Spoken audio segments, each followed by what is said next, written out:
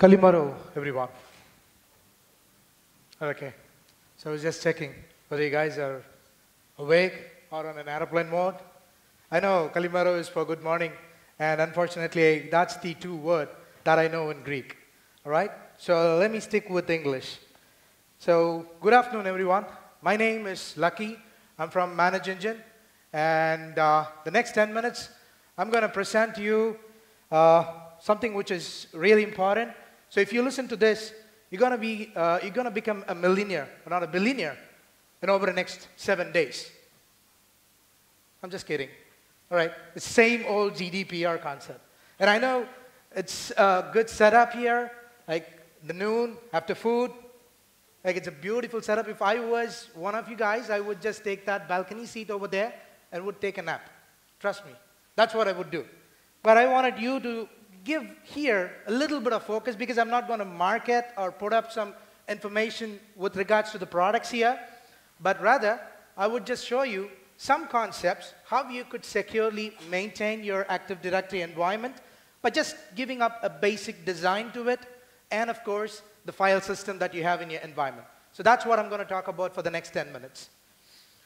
So these are the list of items that we're going to cover up today. The details of GDPR and how to best design and manage users, groups, and OUs, precisely about the objects that you've got in the AD, and data discovery and suggestions on file database and folder design strategies, and how to track all object changes and resource access, solutions for the breach, detections and reporting. So first point would be the GDPR. So I've brought up three main important points which is going to be focused more on GDPR. Basically, when you take up the compliance, see, all they request you to do on the compliance sector would be just keep up the data secure. So that's all is all about the compliance. When you go to PCI, it's going to be the personal information, that is the banking information. When you go to HIPAA, it's going to be the patient information. And the same applies with GDPR. So if you cover up all these 4 points here, based on to these 4 articles that I'm going to show, 60% of GDPR would be finished. So the first point would be accurate, and where necessary, I cannot keep reading on everything because I don't have the time. So I'm going to just randomly show you the article number, which you could refer it up at the back end. And I'm going to directly jump into the concept where we could keep our Active Directory in a best design. So the basic things which we need to consider.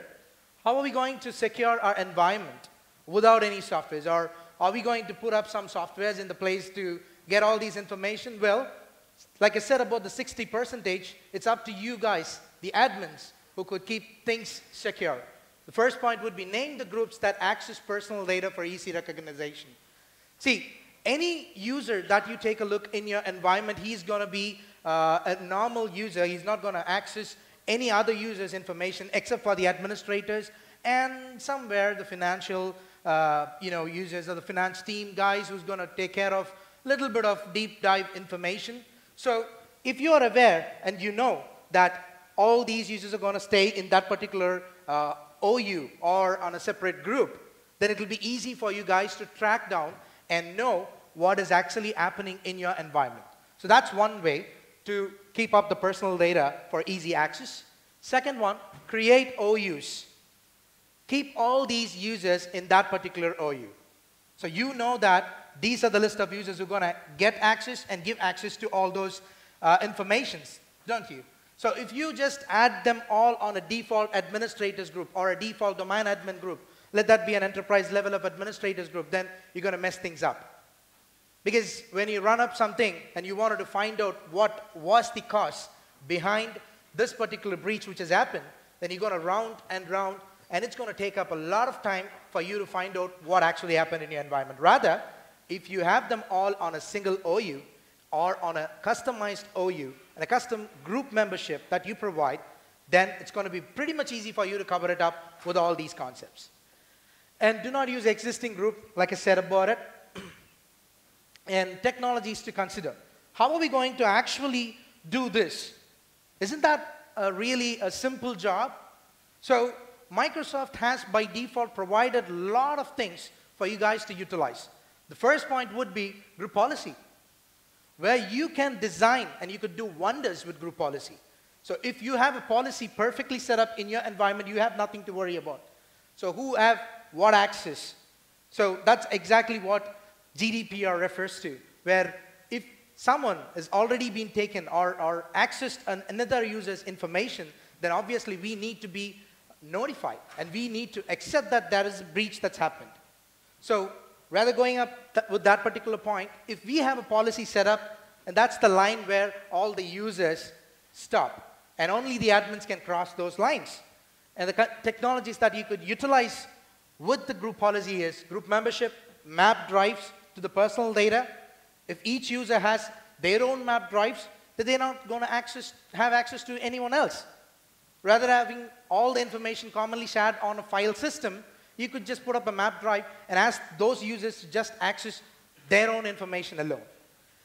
And users' right of computers, and of course, when you have a user's data included in it, then obviously only the administrators or the right users should have the access to those machines. So that's more of an easy way to drill it down. And delegation, monitoring and reporting and alerting on all those changes. So the right way to delegate and to monitor all these informations would definitely cover that up. Data discovery and suggestions on file, database and folder design strategies. So basics to consider. And how are we going to find it out? Because, you know, the data could be anywhere. Users' personal data can be anywhere. It could be on a database, it could be on a spreadsheet, it could be on an email. First thing is, as an administrator, what I would do is I would definitely go ahead and discover where these data is located. So the discovery part is more important. Then, once the discovery is done, that's exactly when we will have to inherit the permissions. So the permissions comes into the picture for the shares and the permissions. So by default, when you provide an access to a particular folder, it would be inherited for all the folders inside it. So now what we need to do is we'll have to restrict certain folders inside it. So if you're going to give a common access to a share, don't do it. Just drill down into the folders, then give the exact folder, the exact user, the exact permission. So I know it's a bit complicated task for you guys to, of course, perform, but that's exactly where all the other softwares come into the picture, where you can utilize them and, of course, perform all these tasks. Configurations to consider. Access control list. Like I said about the direct permission, if you provide them, they would have access to all the information which are inside that particular folder. Rather, we could just provide the right permissions to the right folder. Encryptions. You have a lot of encryption files nowadays available, the softwares. You could use Microsoft's encryption, which is default. And of course, the third-party encryption, there's a lot that you could utilize. And monitoring, reporting, and alerting for all access, anomalies, access, and changes of access control list. So when there is a trend, if the user is just logging on and he's utilizing his workstation, he comes into the office, and he uses his own workstation, that's pretty normal. And if something happens, like what if, let's say, the user doesn't log in to the office, but his machine has been logged in. So that's something which is abnormal. Track up all those abnormal activities. So you might know where exactly the breach is going to happen and where exactly the breach is actually happening in your environment. And how to track all the object changes. So what need to be tracked? So we need to know what exactly need to be tracked. So these lists need to be tracked already. So which is group policy membership, group membership changes, group policy changes, delegations to the AD for any users, a newly created user who's been rather not adding up in a group, he would be delegated with some other information. So we definitely need to put up little more focus on those areas. So what need to be provided is what in the hands of administrators. And ACL changes to personal data and files. So you know very well that there are list of files which has, or folders which has the personal data of the users. And if there is an ACL change which is happening in that particular folder, we definitely need to know. And it would be us who need to provide the permission as an administrator. So that is one of the most important points which you guys need to take care of. And how to track these changes? Pretty simple, I would say. Microsoft has also provided you group policies, that is audit policy settings. Once you turn on the audit policies, automatically there would be an event that's going to be available on the security log, which, not on the security log, entirely on the event weaver. So, which you could track and then get the information, and you could just convert that into an alert or a report instantly, which could be sent to your inbox or to your mobile device. And the second part would be agents. And how these agents are going to be installed. The first part is configuring the audit policy and the ACLs. Second one would be typically the agents would be installed on the servers. And the agent would listen for all these changes, and he would throw all the information back into the service or the softwares which you are actually installing. And that's one way to get updated with the reports and alerts. And key aspects of the tracked changes. You need to monitor for routine and anomalies, like what we spoke about. Any abnormal activities definitely need to be monitored and reported, instantly alerted. That's more important. So the last part would be solutions for the breach detection and reporting. So basics to consider. I just have 30 seconds more.